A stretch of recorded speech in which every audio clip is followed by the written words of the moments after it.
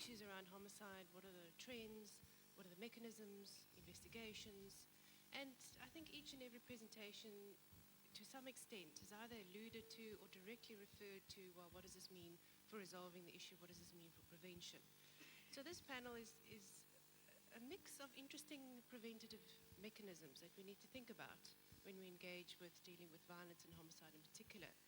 So the first presentation will be co-presented by Freeman and Shayni Geffen, focusing really on presidential discourses or political discourses and how they impact on xenophobic violence, after which we will be dealing with the complex issue of social cohesion by Vanessa Barolsky, and the third presentation will be by Sharon Johnson, looking at support structures or mechanisms that need to be in place for teachers and caregivers dealing with at-risk groups in violence-prone areas.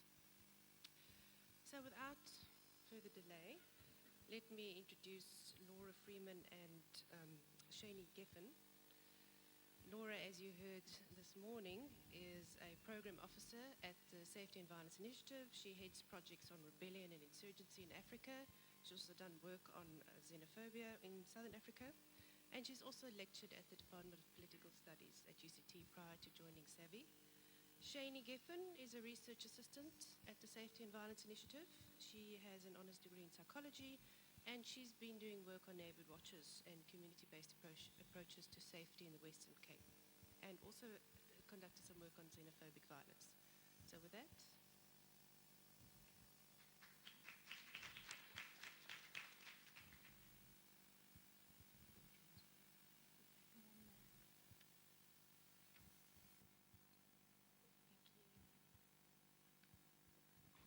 So,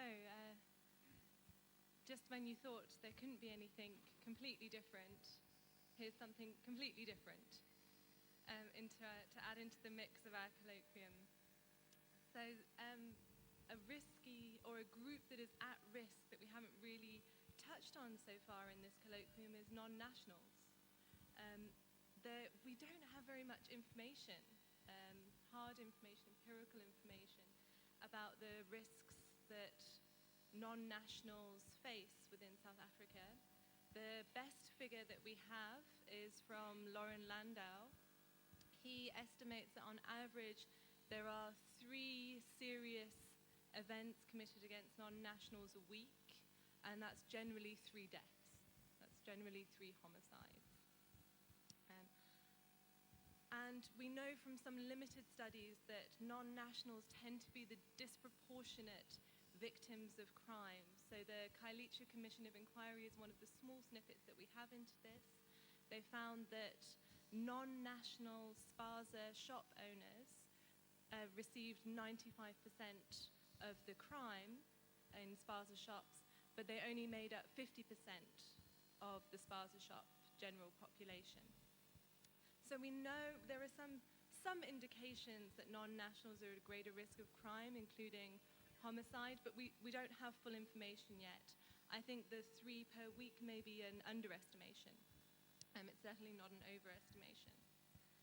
So our paper is entitled As Kenyatta Unifies, Zuma Vilifies, Presidential Discourses During Moments of National Crisis in 2015.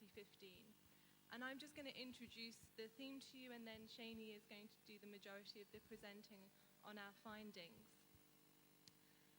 So why look at presidential discourses to explain xenophobia and violence?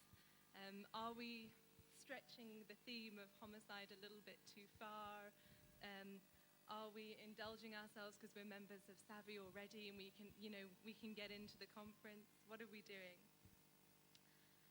Well, we know from the limited research that we do have that in South Africa, xenophobic violence tends to occur in areas where local political leadership mobilize on the issue of non-nationals. In other words, they start to exclude non-nationals because there is some political gain from doing that, often for them personally. And that can then, these messages, this is often enacted through discourse, through language, through the extension and creation and recreation of negative discourses, anti-foreigner sentiments that are sort of bred within the population. And then it is these same languages that are used to justify and enable violent acts. So we know that that's happening on the micro-political level, or we have some indications that that's where it's happening, because it's not necessarily happening in the poorest areas or in the areas with the highest number of migrants, which are typically causes that are put forward. So given that at the local level these processes of exclusion are happening through discourse and through language, what can the effects of macro-political, national level discourse have on the enactment of violence? And of course we can't answer that question completely here. It's something that we can never fully know, but we're sort of tapping at that door and asking that question. So now I've hopefully justified to you all why we're here and why we're able to present this paper. The next question is then, why compare President Uhuru Kenyatta of Kenya and President Jacob Zuma of South Africa? There's obviously a way to have a presidential shot, as it were. There's a president's uniform. That's quite clear from these pictures. So as we got into it more and more deeply, we found more and more interesting comparisons and similarities between Kenya and South Africa. The first, I guess, the hook for us was in 2015, in April of this year. There was, within a matter of a few days of one another, two serious attacks, two moments of national crisis or national violence that happened. The one in Kenya, of course, was the Garissa University College attack that killed 148 people. And here we had xenophobic attacks, predominantly in KwaZulu-Natal, but that became performative. So in one instance, we had an attack by non-nationals against Kenyans, and in the other, we had attacks against outsiders. So there are clear sort of foreigner elements going on in both of these occurrences. Similarly, both Kenya and South Africa are considered to have a migrant or a refugee problem, and it's often typified in that way in national discourses. It's a problem. They're both high net receivers of refugees and migrants. And in both cases, outsiders or migrants or refugees are associated with negative social phenomena. So what's happened in Kenya is Somalis, including Kenyan Somalis, have come to be associated with terrorism, with Al-Shabaab. And in South Africa, non-nationals have come to be associated with being here illegally, with being criminals, and with taking our jobs. They're sort of common discourses. Another really striking similarity, and this we didn't know until we got into it, is that the governmental response, or the security response that's been directed by the government, has been remarkably similar in both cases. So in Kenya, we have Operation Usalama Watch that's targeted against counter-terrorism. And in South Africa, it was launched within a matter of weeks after the xenophobic attacks. We have Operation Fiela, which we heard a little bit about earlier. And in both of these, non-nationals or perceived outsiders, including Somali Kenyans in Kenya, have been targeted. So they've been, at times, illegal deportations, illegally held, held without notification, without legal rights. The same sorts of responses have been happening in both countries. So we see high levels of state violence, actually, then, being enacted against both of these groups. But we're not seeing in Kenya, and this is really interesting considering that you might argue that the risk is higher, or the incentives would be higher. We're not seeing performative, vigilante killings of Somalis in Kenya, but we are seeing xenophobic attacks against non-nationals or against perceived outsiders again in South Africa. And we're really asking, can presidential discourses help us understand part of that difference? I'll let Shayni do the rest now.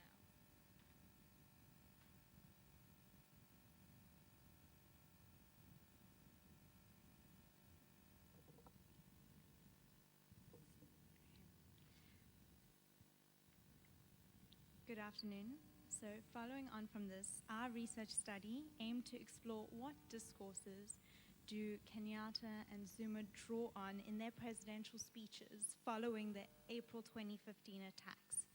And then secondly, examine if and how these discourses varied. The data corpus for our study comprised of the first 5 relevant speeches delivered by the presidents following these moments of violence, and relevance was determined on 2 criteria. Firstly, if they spoke to themes of foreign nationals, migration, national identity, terrorism, violence, and/or xenophobia, and secondly, if the speech was directed to or made available to the public. Speeches were gathered from the official presidency websites, and where video recordings were available of the speeches, they were transcribed verbatim. So the tables over here represent all of the speeches, and those highlighted in blue are the ones that went forth for analysis. The reasons as to why speeches were excluded are in the far right column.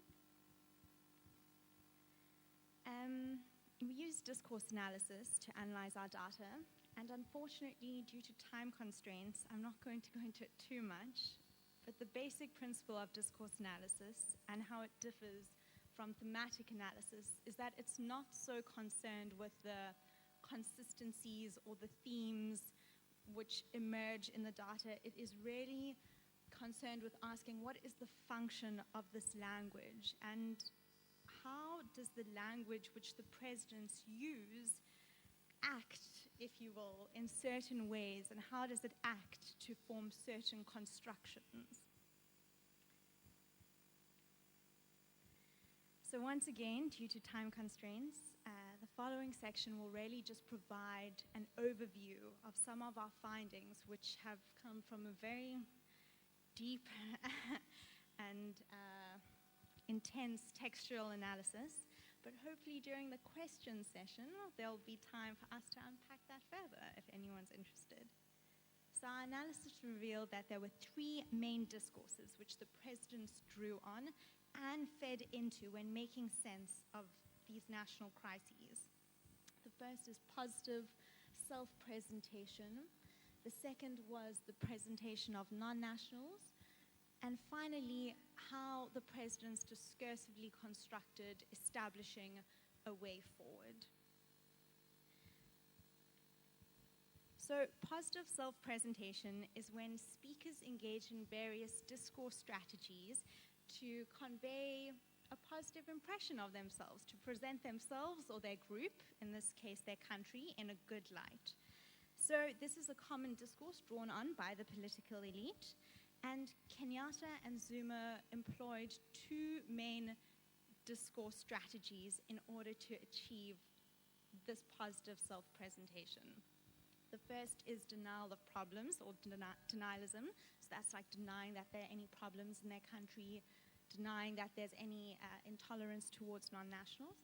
And the second is glorification of the country and how great they are. And this was mostly done by blaming other countries for their country's problems or comparing how great their country is in comparison to others. And while both presidents did use these discourse strategies, Zuma did so to a far greater extent than Kenyatta, and in arguably a far more problematic way. Before I continue, I just want to make a quick point that the term strategies might imply as if the presidents had some sort of planned action going on where they had, selected specific words and constructed their sentences in particular ways. But this is not the case. Speakers, people, presidents use discourse strategies quite unintentionally. So for Zuma, across all of his speeches, he just outrightly denies that South Africans are xenophobic, that there's xenophobia in South Africa. Whereas for Kenyatta, he uses the denialism strategy once in all of his speeches. And that's when he denies that Somali Kenyans and Muslims, which he uses interchangeably, are treated differently to Kenyans in Kenya. And that quote is from the national statement on the Garissa attacks. He says, "It is unfortunate that there's a false narrative is being propagated that Kenyan Somalis and Muslims are victims of marginalization and oppression by the rest of Kenya. Nothing could be further from the truth."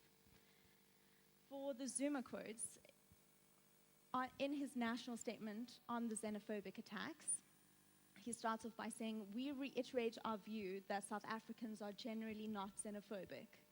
And on his final speech on Africa Day, or the final speech which we analyzed on Africa Day, he has then moved to say, "South Africans, I have said so, and I will remain saying it, they are not xenophobic. There are elements of criminality who conduct criminal activities to rob people of their goods, etc., who pretend that there is xenophobia."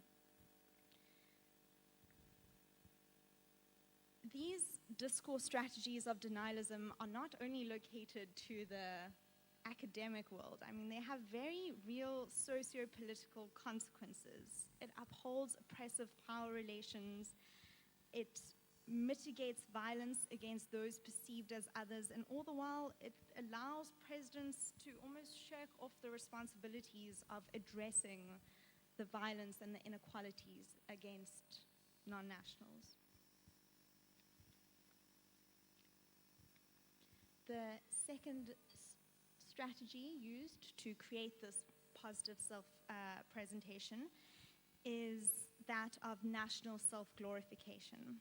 So again, Kenyatta uses the strategy once out of all of his speeches. For Zuma, we see it 10 times throughout all of his speeches. During the Freedom Day speech, Zuma says, "As much as we have a problem alleged to be xenophobic, our brother countries contribute to this." So the use of alleged here, of course, functions to bolster Zuma's denial of xenophobia in South Africa. And if xenophobia does exist, it is not the fault of South Africans. It's our brother countries that have done this. For Kenyatta, the potential to blame non-nationals or brother and sister nations is also there to a far greater extent. As Laura touched on, Al-Shabaab members who have attacked in Kenya have been predominantly from Somalia or Somali Kenyans. However, throughout Kenyatta's speeches, he owns terrorism as being a domestic issue. He locates it in Kenya, and he locates the solutions to terrorism to also be a domestic problem. He in no way blames Somalia for Garissa, for any of the terrorist attacks which has taken place in Kenya. He really owns it. The second discourse is the presentation of non-nationals. For Kenyatta, there's a very clear separation between him speaking about Somali Kenyans or non-nationals and then the terrorists and Al-Shabaab within his talk. Whereas for Zuma, he associates non-nationals with various social deviances, particularly crime and stealing jobs.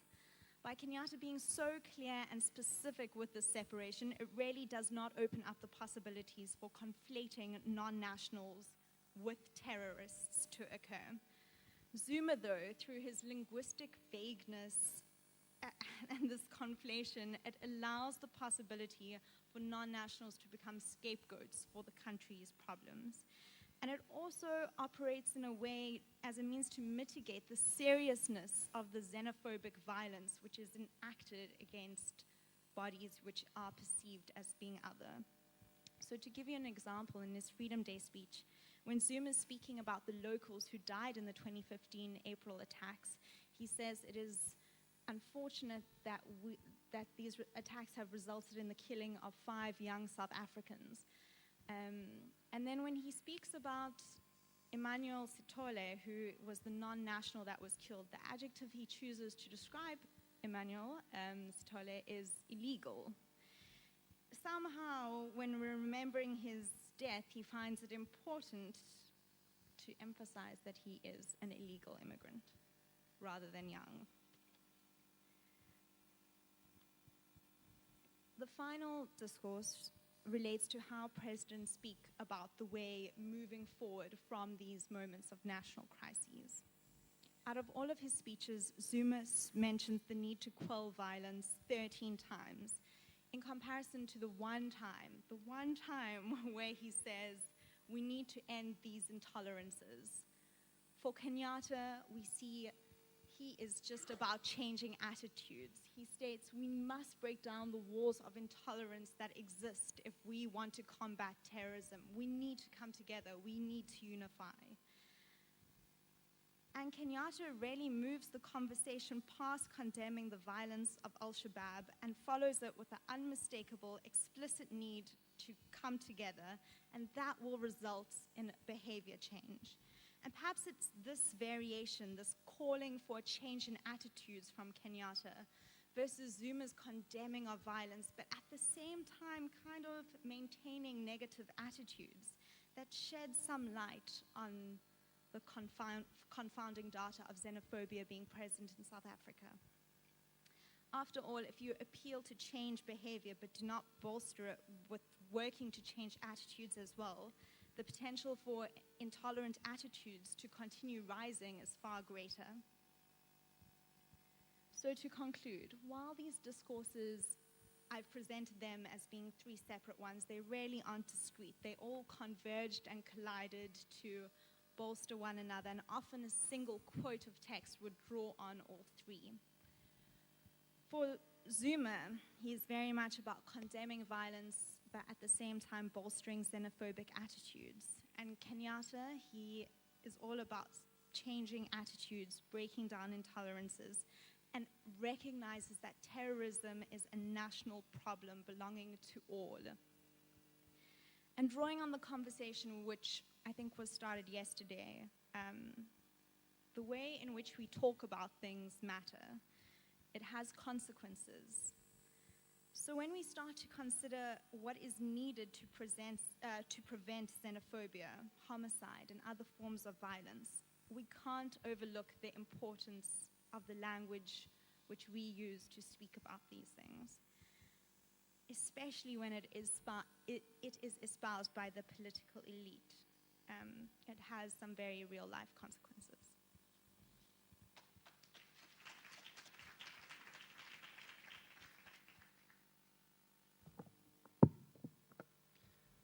Thank you, Shayni and Laura. That's very interesting. An interesting new methodology being used as well. In fact, the past 2 days, we've seen a mix of qualitative and quantitative research methods. Now we have discourse analysis as well. And the importance of how the way we frame an object has impact on the way violence is used or thought about. Very interesting. Thank you very much. Our next speaker is Vanessa Barolsky. Vanessa is a research specialist at the Democracy, Governance and Service Delivery Program at the Human Sciences Research Council. Her PhD was on the South African Truth and Reconciliation Commission's understanding of political violence.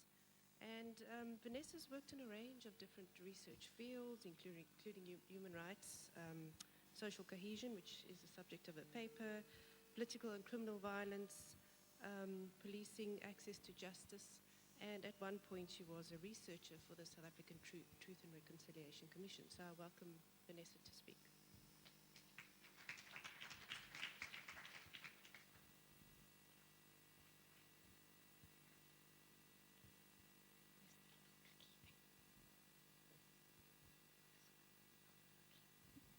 Sorry, I'm technologically retarded.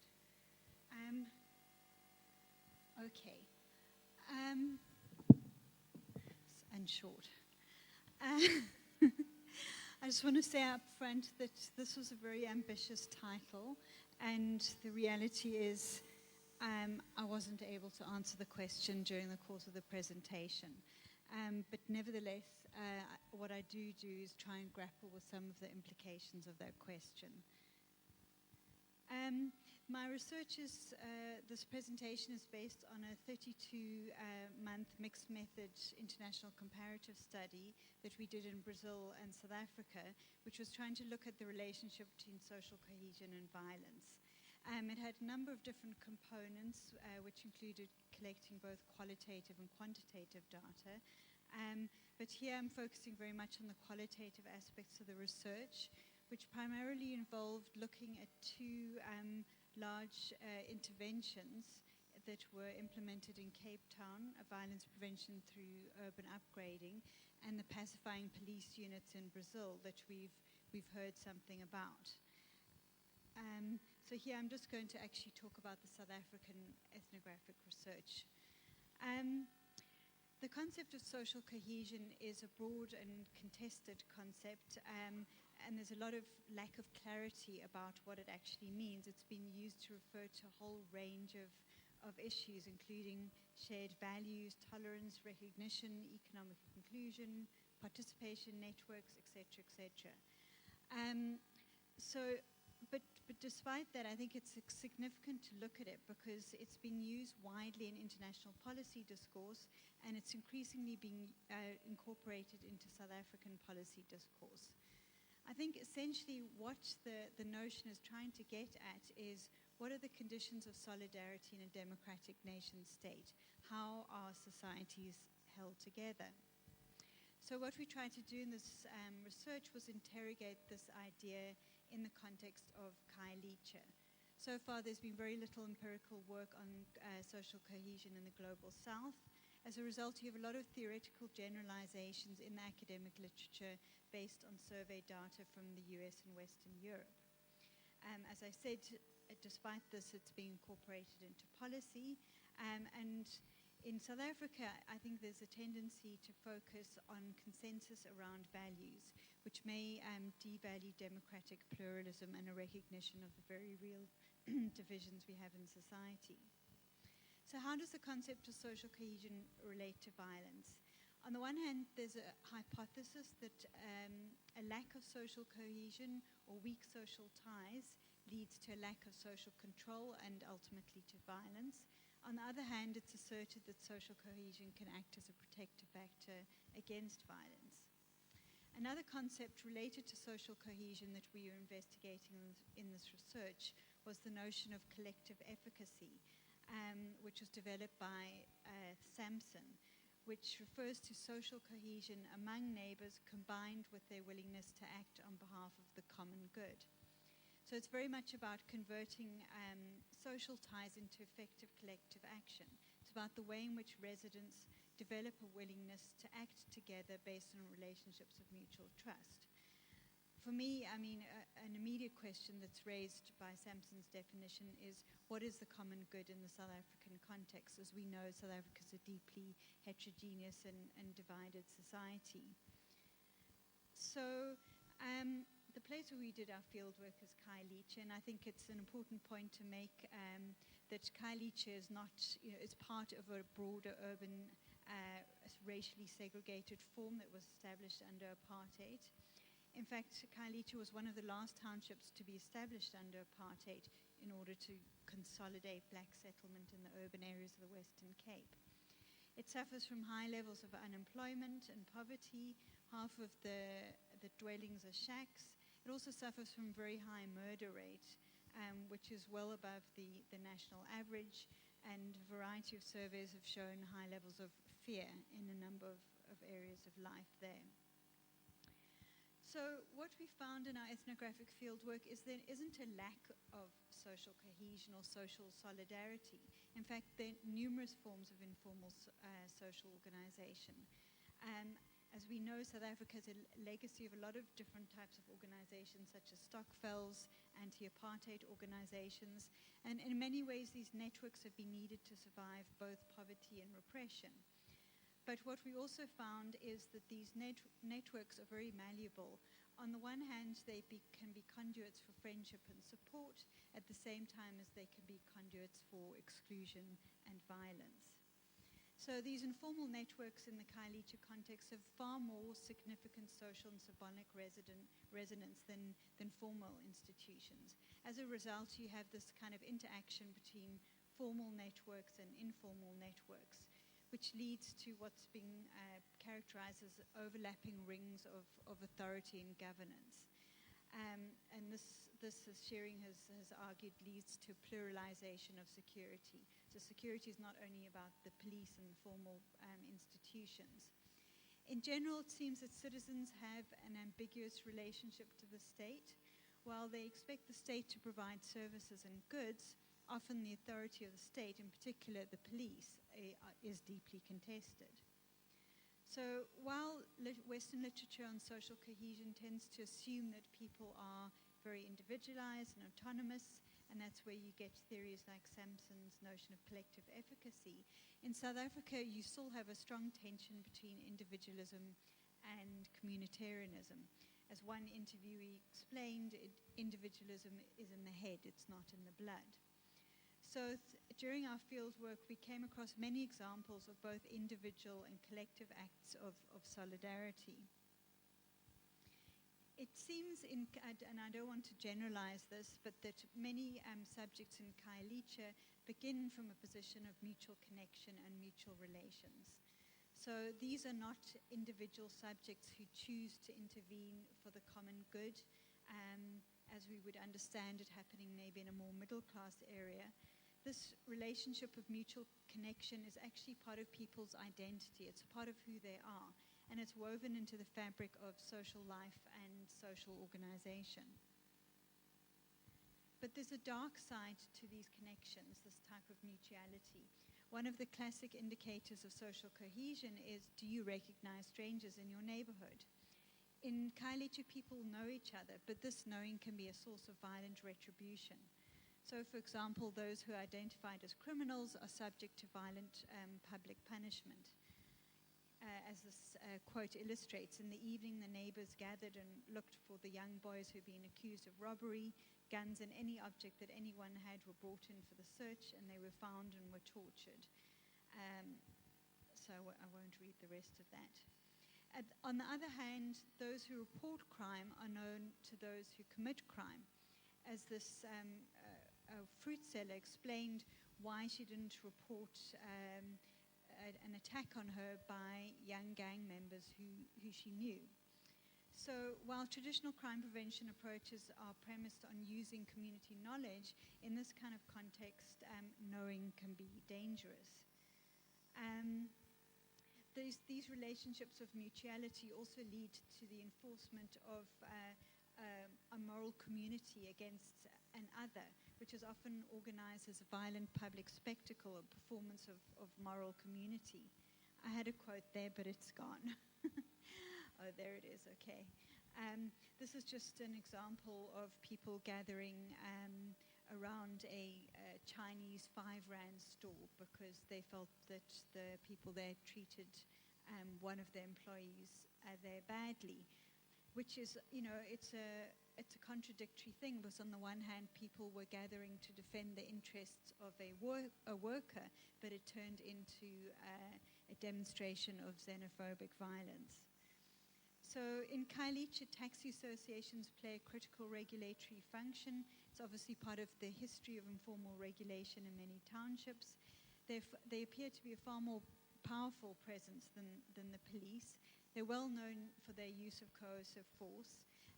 They're seen by some residents as having played a critical role in controlling youth gang violence. And there does seem to be sanction or acceptance of the violence of taxi association and other forms of violent collective ordering. Not that I'm saying everybody in Khayelitsha likes violence. So what are the implications of all of this for crime prevention? One of the ways in which we tried to investigate that was through the intervention violence prevention through urban upgrading, which has been a massive violence prevention intervention in Khayelitsha that's been functioning since about 2004. Its overall aims are to reduce violence and improve the quality of life in Khayelitsha. It's been heavily influenced by international development models, such as those from UN Habitat, World Health Organization, the German Development Bank, and so on. it's not quite clear to me why a very expensive urban upgrading approach was taken to the particular problems of violence in Khayelitsha. I would say the effects of crime prevention through environmental design on violence reduction is contested.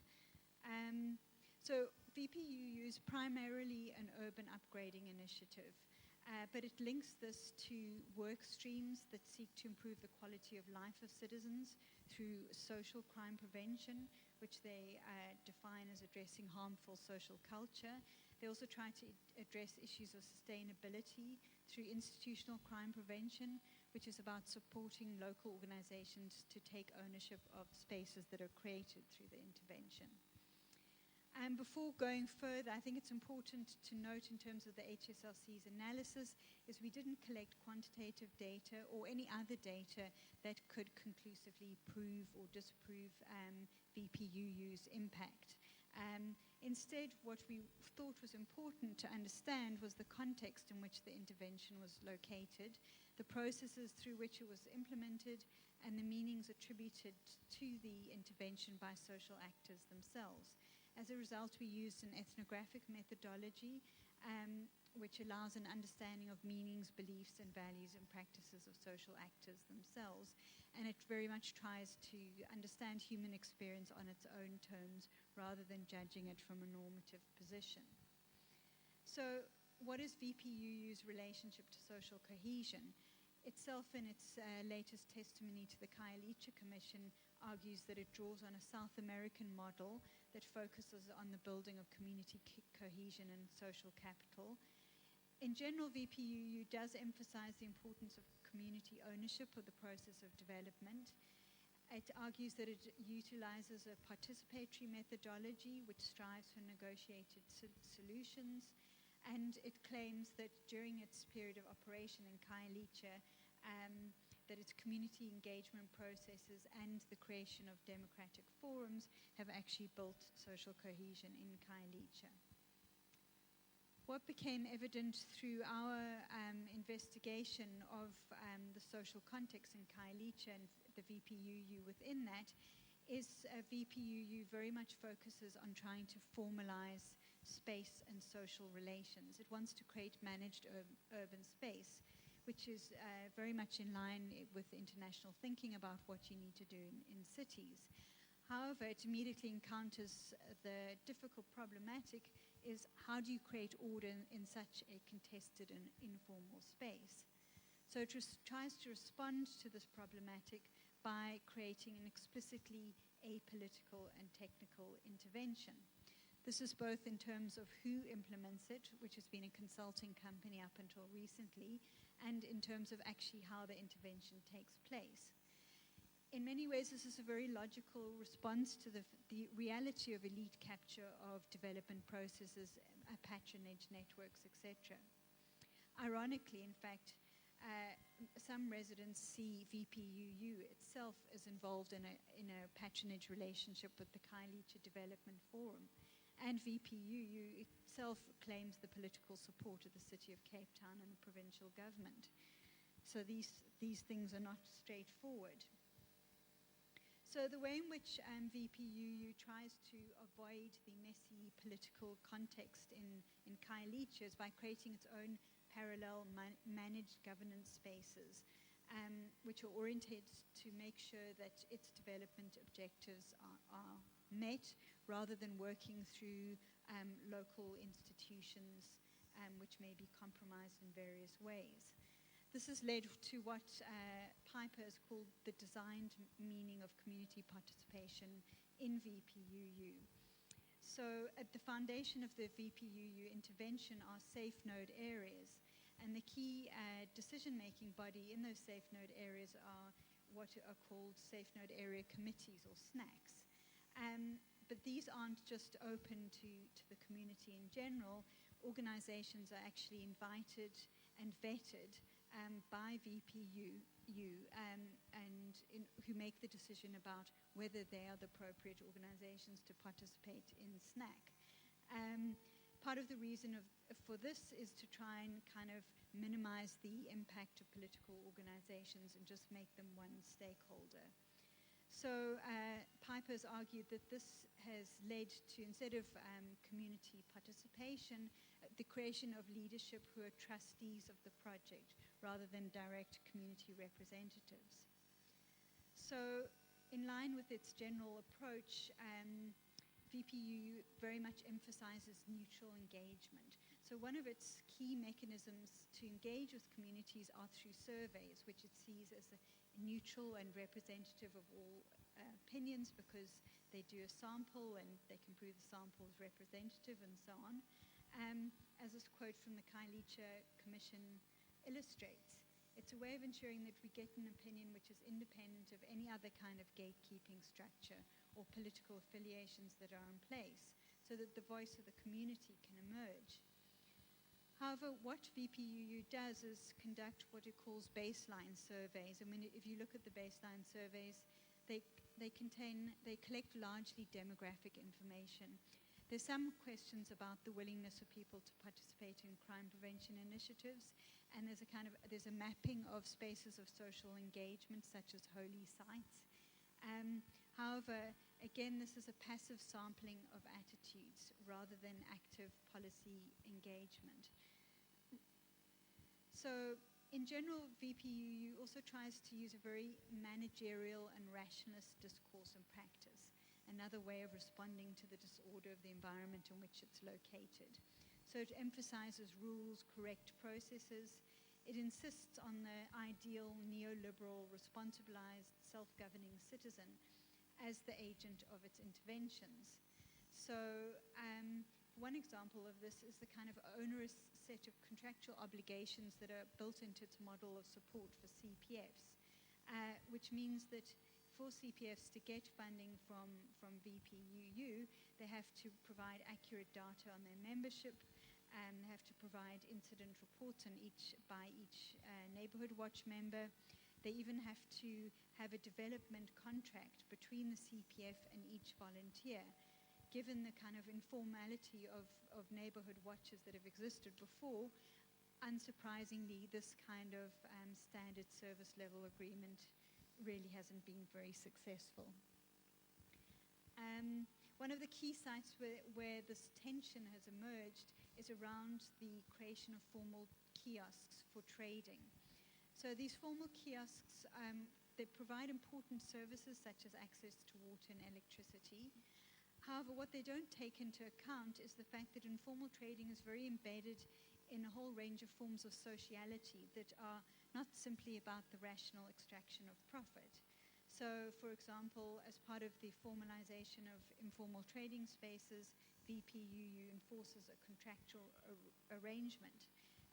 It insists on rent for services, which might seem completely logical, but to many informal traders, this is seen as completely destroying relations of reciprocity that previously underpinned their businesses. So formalization is not only about changing infrastructure, but also requires a change in subject position and subjectivity. So VPUU is trying to create the classic entrepreneur, a rational, self-interested individual, but informal traders see this entrepreneurial training as patronizing and negating the agency of the traders, dictating to them what business practices they can engage in and disempowering them from leading their own businesses. So what conclusions can one come to? There are networks of reciprocity in Khayelitsha, as in many other places, which could be mobilized in opposition to violence. Citizens do act on each other's behalf, but on the other hand, there's the reality that there's significant amounts of collective violence in defense of parochial forms of social cohesion, what Putnam would call bonding rather than bridging solidarity. So I think VPUU and any crime prevention interventionist environment is complex. It's difficult to formulate appropriate violence prevention initiatives in this kind of environment. So as I've talked about at VPU, tries to address this disordered environment basically by trying to circumvent it and create its own clean spaces. It insists on a kind of the rational, neutral processes and agents, and which I'm not here passing a definitive judgment on. But I think what we need to be thinking about is how do we use the resources of mutuality that do exist, the networks of reciprocity and so on, in ways that can support non-violence. So how do we fashion interventions that facilitate social change rather than simply development in ways that engage with rather than dismiss citizens' current social worlds, values and norms and practices, no matter how challenging or difficult they may be to us. Thanks.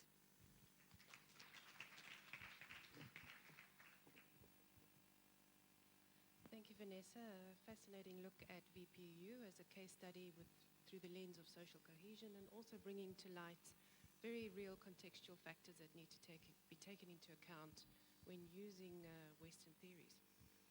Our next speaker, Sharon Johnson, will be speaking on providing care for caregivers. Sharon Johnson is a postdoctoral fellow at the Psychology Department of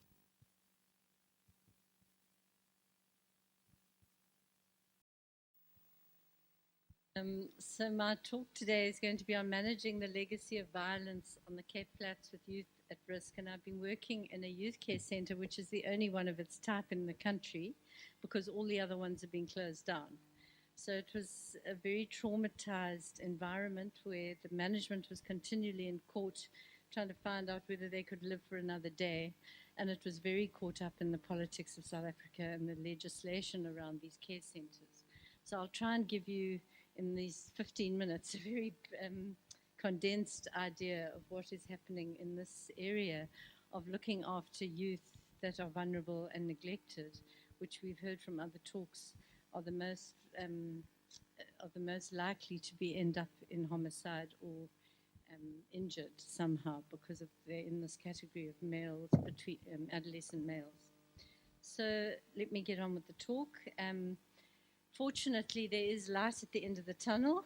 On the 31st of August, which was about 3 days ago, Judge Sali Shlope made a landmark, whatever the word is, judgment in the courts that the care centres that have been closed over the last 10 years have to be reopened. So her statement at the beginning of her judgment from the High Court was, "Our children are the seedlings of our country's next bloom. Nurturing and protecting each child, however different their challenges may be, is our responsibility to our land and our constitution." So I thought that the care centre was absolutely thrilled at her take on the whole proceedings, and that in fact she was looking after the interests of the child as opposed to all the other factors that might be taking place. So the youth care centre, which I've had to not name directly because of its subject of research, is on the Cape Flats. It has struggled for existence for 20 years, and it doesn't fit into any child welfare system model in South Africa. It's responsible for 70 adolescents, males at risk, aged between 13 and 18, and the children are sent by the courts suffering from neglect and maltreatment. That is their only crime. They are not criminals. They're not needing reform. They are just neglected. So these are my preliminary observations of my research, which has been happening for the past year. If you don't understand the difference between reform schools and schools of industry, that's understandable. It's quite a complex history in South Africa. Reform schools and schools of industry date back to the end of the 19th century. They were put in place by the British administration. The first reform school, the Porter Reformatory School, which was basically for young criminals, was established in 1889 in Cape Town, but it was closed in 2000. Pre-1994 in apartheid, the practices were discriminatory, punitive. They were run along racial lines. There were Indian schools, black schools, coloured schools in the Cape, with corporal punishment. Kids were put into detention cells. There was wholesale point rewarding systems. So it was a pretty punitive place. The closure of schools of industry, on the other hand, were places where children were sent to learn skills. They hadn't performed any crime. They just couldn't survive in the educational system. The closure of the reform schools and schools of industry in 2000 by the Department of Education meant that the so-called care of these adolescents with nowhere to go moved to the Department of Social Development. The new child protection legislation in 2010 legislated that we needed to provide childcare centres. It was recognised in the Children's Act, but on the ground, the opposite was happening with the departments, actually.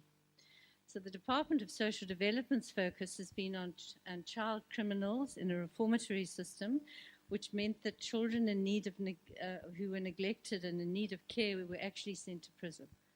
They were sent to these reform schools, even though they hadn't committed any crimes. So we were actually creating criminals out of children just because they were poor and in need of care, which is pretty hectic. The early child care focus is another area of the Department of Social Development, and employment for youth. They want to find jobs for the young. That's what they are mainly putting their focus on and their money. The Youth Care Centre, where I worked, is the only facility left of its kind in South Africa, combining formal, informal, and basic education with in-house care for adolescents at risk. So the decision by the judge was a landmark decision to allow it to stay open, and she ordered the opening of 3 previously closed institutions, which had become schools of special needs. So if you consider the implications for that in these towns like Wellington and Eureka, where the care centres were closed and the schools of special needs were opened, she's now ordering the schools of special needs to be closed and the care centres to be reopened. So what's going to happen to all those kids who need special needs? So it's still very problematic, actually. Youth in need of protection are currently held in places of detention, as I mentioned, but have been ordered to be released into these places of care instead. The Youth Care Centre in Cape Town will act as a model for these institutions. As you can imagine, they're the only people operating, so these reordered or reopened care centres are going to look to this one in Cape Town to say, well, how should we be operating here? There's no other model. As they grapple with best practices to care for the maltreated adolescents in their care. So my research started with transpersonal practices with HIV/AIDS coordinators, teachers, moved to general stress and burnout of teachers in high-risk schools, and then in my postdoctoral work I've been looking at participatory action research. My supervisor was a community psychologist, and that's really what he encouraged me to do. And I've been working in both this youth care centre and an inclusive school on the Cape Flats. So within the framework of participatory action research, which was that the educators and the care staff must choose their own practices, that I wasn't going to impose anything on them directly, I did qualitative research, which I'm presenting today, which is a thematic analysis of care experiences based on the reflective writing and questionnaires. And I won't go through the other areas of research that I'm going to do in this area.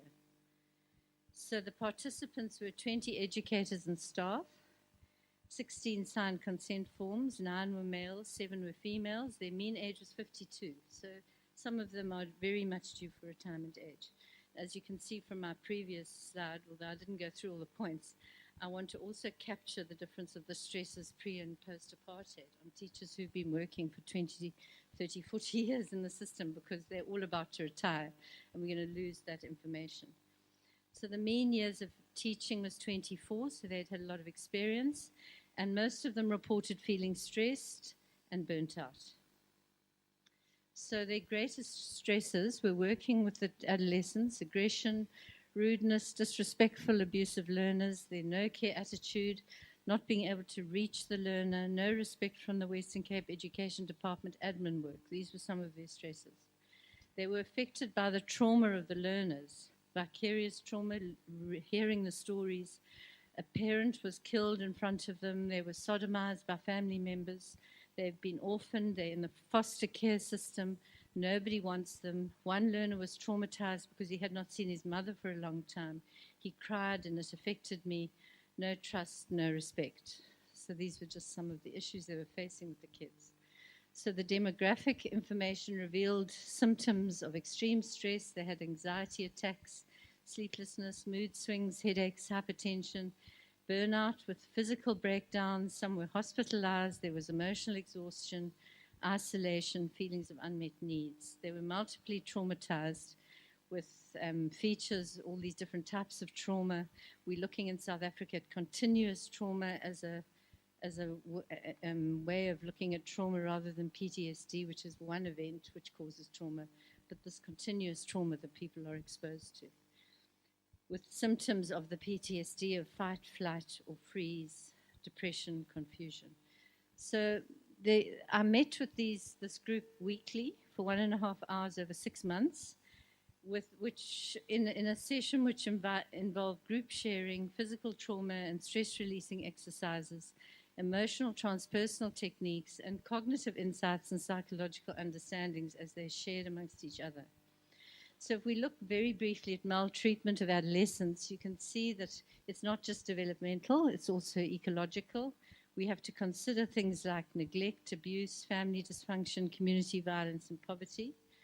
And if we just look at the developmental psychosocial stage that these adolescents are at, it's identity versus role confusion. So they're at a stage of who am I and what will I become? And one way of not fulfilling this stage is identity foreclosure, where you decide what you're going to be before you've really even looked at all the options. So this quotation from a boy at the center gives you an example of identity foreclosure. I was in the wrong territory there. He was taken to a clinic and gangsters started to shoot at the bus that the nurse and these other boys were in, and he didn't think it was a problem. So what's the big deal? We pop them, they pop us. Why do you want to equip me with these skills? He meant at the center. I have better skills. I can earn faster. I can survive better. I can't survive if I have to clean chicken poo, where I must wipe this, that, and the other. There's no work out there anyway. I will be taken care of by the gang. And if I lose my life in the process, what is the big deal? So that just gives you some idea of what we are dealing with at the other end of the scale. So this is the level of desensitization that has already taken place. This is the manager of the center talking.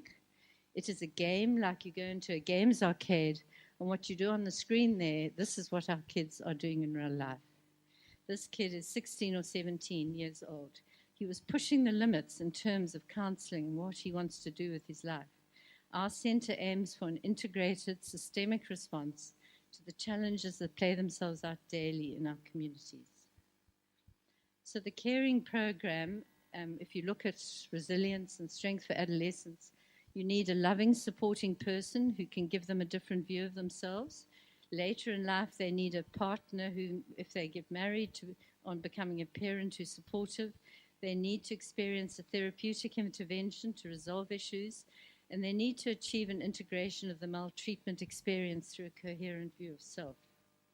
So the educators and the care staff initially identified their stresses with me and traumas and requested more information to the question why. Why were learners so disrespectful? Why do they swear and insult educators? Why do they jump out of windows? Why are they so untrustworthy? The educators just couldn't understand the behavior of these children. So in time, they began to understand and answer these questions themselves. They started to get more of an understanding of where these kids were coming from and why they were behaving like this. My approach was one of group support with psychological understandings to understand group dynamics. It was non-didactic. I didn't try and lecture to them at all.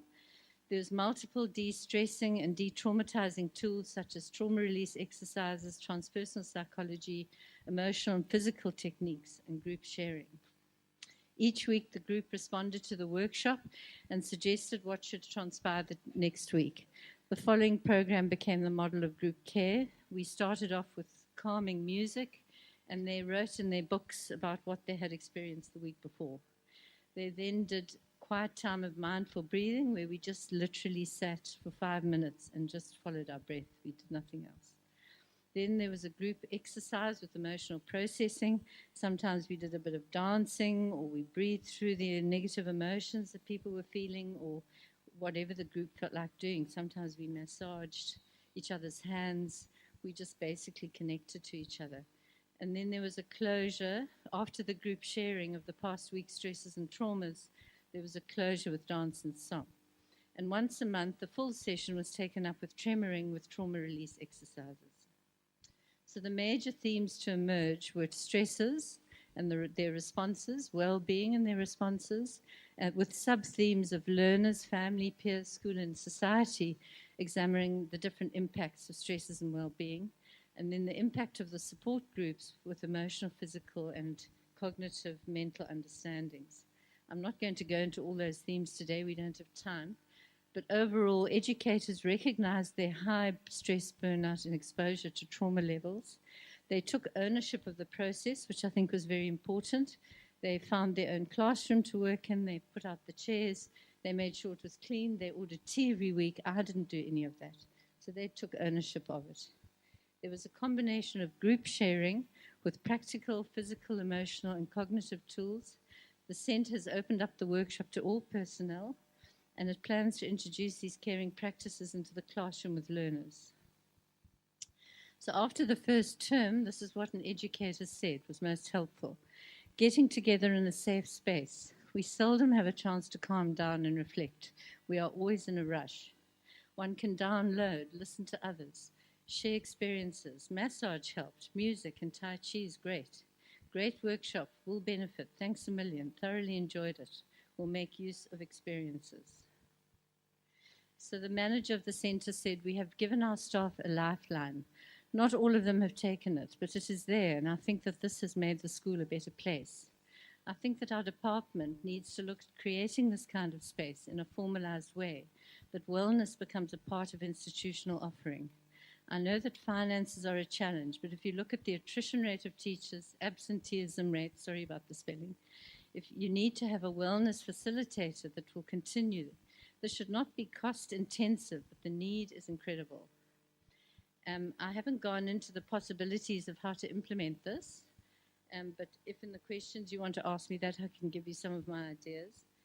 And I'd like to thank the NRF for their postdoctoral research funding, Stellenbosch University. I had kind of two supervisors. The CHEC Higher Education Department and the Western Cape Government also funded my research, and the Youth Care Centre management and staff that have really taken me on board and made me part of the team. So thank you.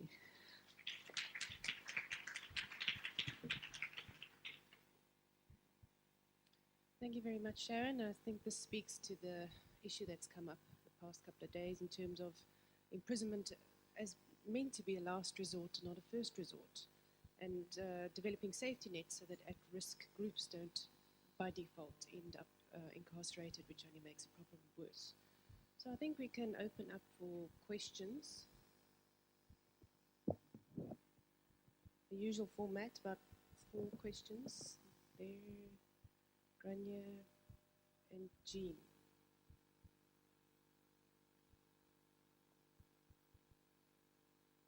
Thanks again to the panel. Very varied presentations, very, very interesting. A question for Sharon in relation to the manner in which you conducted the relaxation exercises and the people who actually engaged with that process. I'm assuming it wasn't automatic. In terms of their ability to be able to massage or dance. How difficult was that to actually get people engaged in that process in terms of taking that model? Obviously, in my own type of research, I'm thinking for the police. How difficult was that?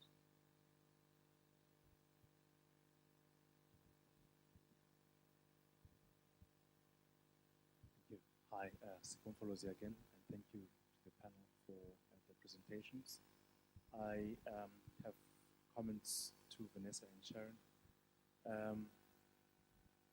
As a medical student at the University of Cape Town, I spent, I think, 4 months through the Department of Family Medicine, where we were taught that, during consultations with the patient, the medical carer usually has an agenda, and the patient has an agenda. And those two agendas sometimes are quite different to one another. And one has to find common ground of how the patient can be helped.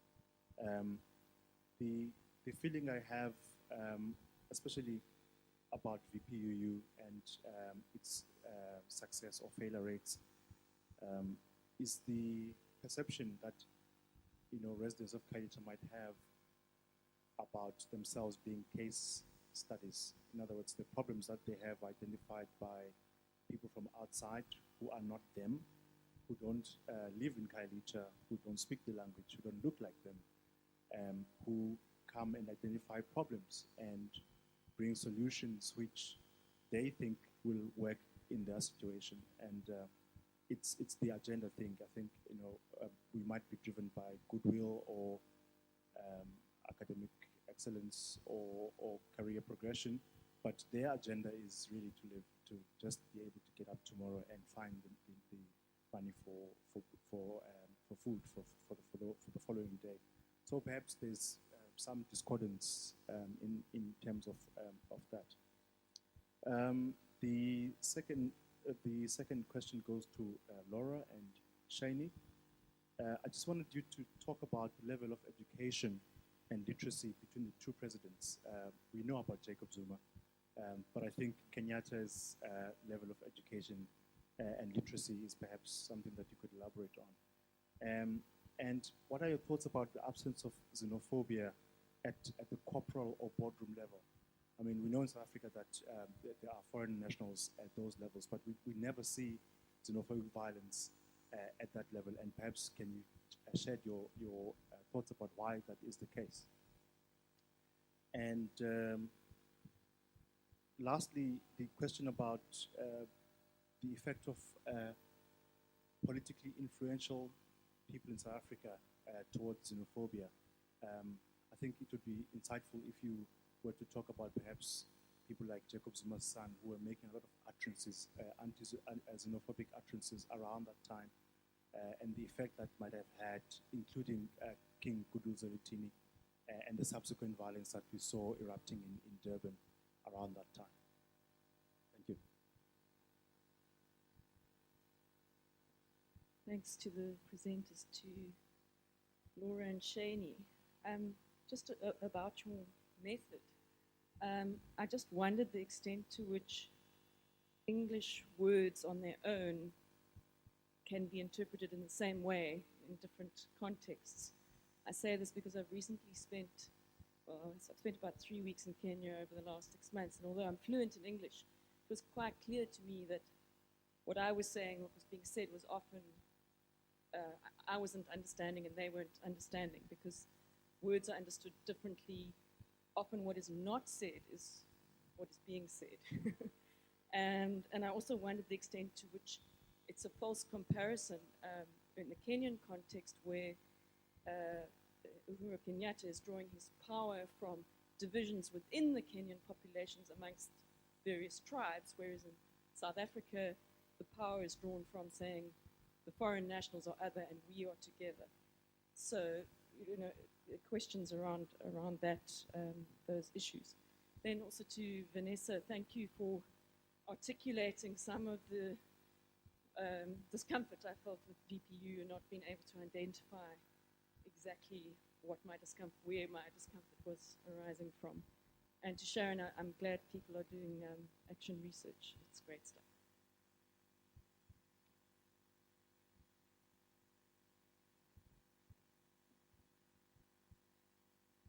I have time for one quick question. So I'm interested in this part that Sharon presented on. And I wonder if you can explain a little bit about reward structures that might be set up at the care center. I do some work with orphan children, and there's mixed benefits of using reward structures. I won't go into the details of that. But I would be interested in knowing if you've got some effective solutions for that, ways to get them to engage better with learning and educational tasks that you might set for them.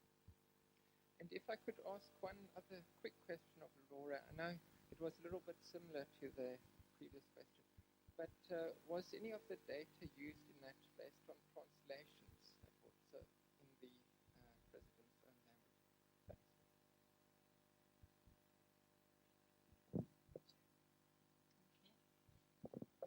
Thanks. Okay, I'll do my best to answer this question.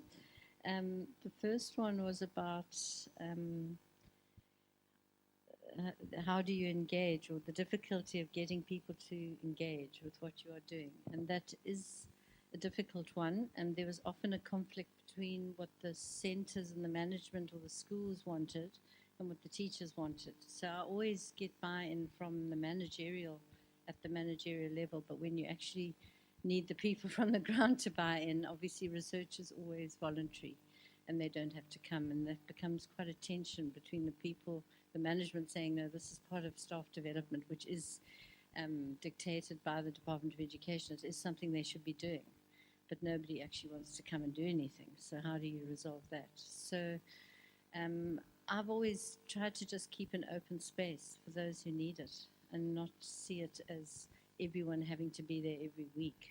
That sometimes you're feeling more stressed or more traumatized than others, and perhaps that isn't the space for you every single week. So I just tried to keep the flow of it going, and out of the 16 people that volunteered from the 20, I would say we had a steady core of about 10 that came every week. And so, yeah, it can be difficult to get people to volunteer or want to come to these programs. And I think you also have to be aware that stress and burnout interventions can stress and burn out teachers as much as the other things that they're having to contend with at the schools and at these centres. So that is why you have to be so careful that what you're doing isn't actually re-exposing them to the very thing that you're trying to fix, or not fix, but work with. So, yeah, those are some of the issues. As far as can the patient be helped, I think the participatory action research model is helpful in this, and that you are not going in and imposing. And I understand that we have very different cultures and races and genders amongst all the people involved. Some of the teachers, there were some older male teachers that wouldn't do the body work, and they went to the staff meetings and said, this is against my religion. But there were other Muslim men there that did do it. So it became quite a personal choice of people of whether they wanted to engage or not with it. And I think sensitivity is extremely important for anybody who tries to conduct any of this type of work, because it is so easy to get into that power relationship of professional versus the patients, if you like. And that is why everything was, we were very respectful of each other. And people, for example, when they wrote in their reflective diaries, everybody just took as long as they wanted. I didn't say, well, 10 minutes, fill in your diary. Some people wrote for 20 minutes, and everybody else had to sit and wait and respect that. So it's almost like your being is modeling what you are trying to get across. It's not actually what you're doing. And somebody else could have gone into that centre, worked with those people, and probably done totally different things, but been just as effective. So I think that's the difficulty with the way forward. But how do we contextualize and make it relevant for each centre, each school, to what they should be doing in these type of staff development, de-stress and de-traumatizing workshops. And then the other question about, what was it, sustainability, was it? Sorry, where am I? Oh, you wanted to know about rewards. I wasn't party to exactly what went on. This youth care centre where I was at one time was a reform school, but it identified more with the School of Industries model, because at one point they actually mixed the students and they had very punitive measures. They had detention cells and they did have these reward systems. And the teachers there would come into my workshops and say, well, why doesn't corporal punishment work? They didn't want to go back to detention cells, but they were obviously, in their thinking was more along punishment than reward, and you asking about reward. And I would say in psychology that neither is good. Whether you're giving a slap or a sweet, you're still not getting a person to do something for the right reason. So what is the right reason? You need to self-motivate people towards wanting to do behavior. And perhaps we can take a model from being a democratic society, that we need to sit down and negotiate more, draw up contracts. How do we behave? what is expected of us? Are we prepared to do this? And to get buy-in from the other side. It's not a one-way contract. It's not the teacher standing there saying, you all have to do this. It's to negotiate. And obviously, we're working in very restrictive environments where I'm not sure that we can have that much leeway in how to run a class or how to run a center. But at the center, they didn't have more than 5 or 7 children in a class, but because of their behavior difficulties, that was equivalent to 35 or 40 teachers and learners in a normal school. So the ratio was 1 to 5.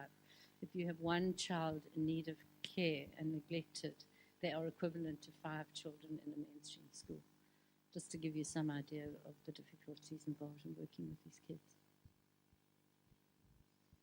Does that answer your question? Yeah, thanks.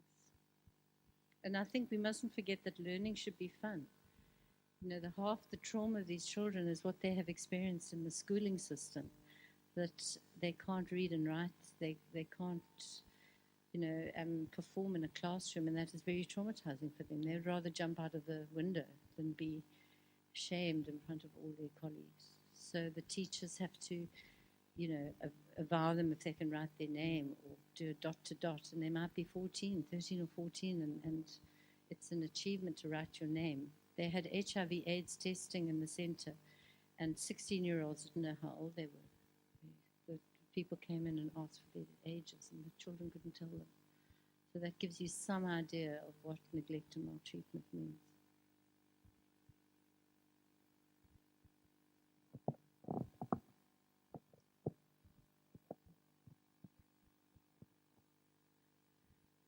To answer your question, I'm going to go the long way round, or take the detoured route. I think often when you're looking at elite speeches, especially presidential speeches that are public, that are formally set up, they are written by a team, often in the office of the presidency. And they are formulated in conjunction with other government departments, with security forces, especially on issues like this, with security forces where relevant, maybe other civil society organizations, if that's considered sort of relevant or needed in that context. And then they are kind of used and produced to reflect and create national ideas about non-nationals or about certain phenomena. So they, in some ways, presidential speeches can be seen as a mouthpiece for government ideas. And what we saw in the South African Zuma speeches is far more problematic discourses that was in the scripted text that was written and agreed upon by various departments. And that's what was in the final version. So there's that aspect of how it's made, and I think that can to some extent equalize sort of educational variances or personality differences. The one personality difference that I would draw on that I think is very pertinent between Zuma and Kenyatta, and maybe this is a reflection of their educations, maybe it's a reflection of their personalities, maybe it's something else. I don't know the reason for it.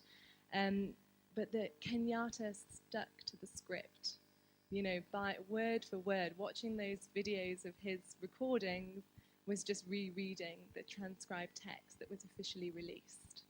Zuma, on the other hand, had large portions of moments of ad-libbing. And that is often where the most controversial and contentious and potentially I can't say for sure, from a discourse analysis, but potentially those comments reflected closest his ideas. That would be my sort of suggestion. The literature sort of backs that up a little bit. So I hope has that addressed your question?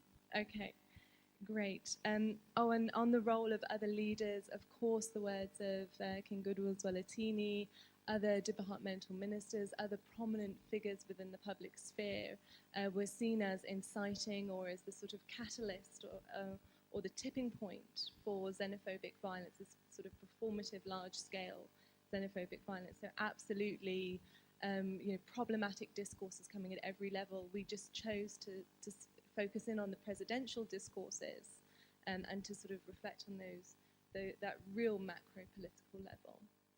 But it would be just as valid to focus further down.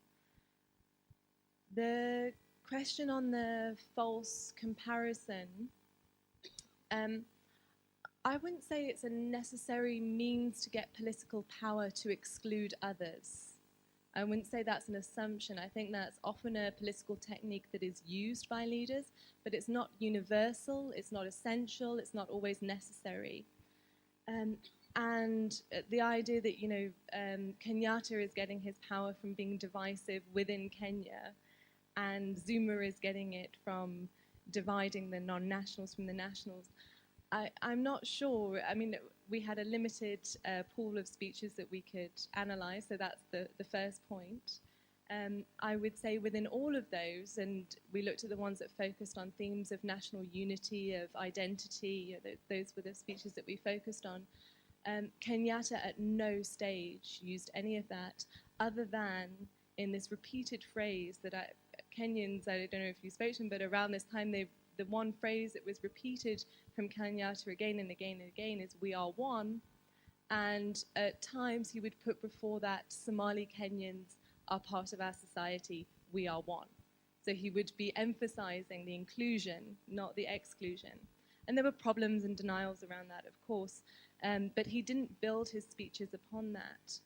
And then in terms of giving Zuma, or sort of creating his political power or political prowess, I think he did that through not just excluding non-nationals. There was a lot of reflection upon history, on racial segregation. That's a continual theme that comes up in his speeches. So they're gaining power, in the way in which they're doing that through speeches I wouldn't typify it in that way. And the non-English sections, we have some of them translated. We've copied them down verbatim, or we have them in the script. We either have some of them translated, or we're in the process of getting them translated, so they'll be included in the analysis. Just to add on what Laura was saying, there have been some hugely problematic statements regarding non-nationals espoused by the political elite in our country. But what I find to be more interesting are those which operate on a more sinister level, if you will. It's those, I'm not racist, but I'm not intolerant, but I'm going to now say some intolerant things about non-nationals. And that's exactly what discourse analysis is about. People will hear Goodwill Zwelithini and they'll hear Jacob Zuma's things, and they'll say this is explicitly problematic. But when you hear a presidential speech, or you just read it on the face value, you can say, oh, okay, well, he's discussing this problems with security in the country. But if you actually ask, what is the function of this talk? Why, what is it trying to achieve? I think it lends itself to another layer to the analysis, and another layer, more insight into how deep or how intolerances against those perceived as others are just really entrenched in South Africa and other spaces.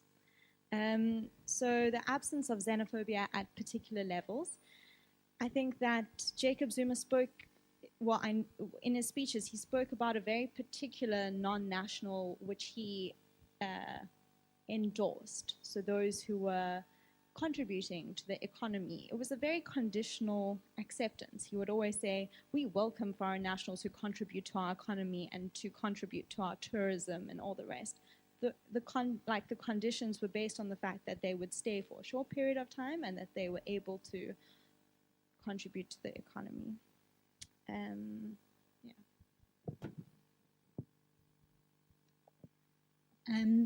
Yes, I mean, I think you've hit the nail on the head. I think a lot of the problem is the kind of external imposition of what is actually an internationally developed model.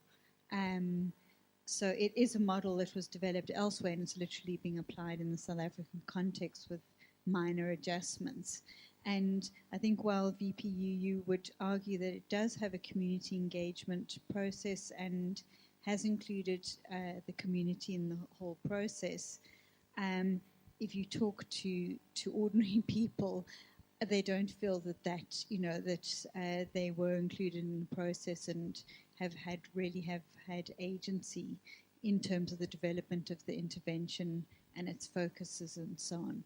So yes, that is a significant problem in the whole model.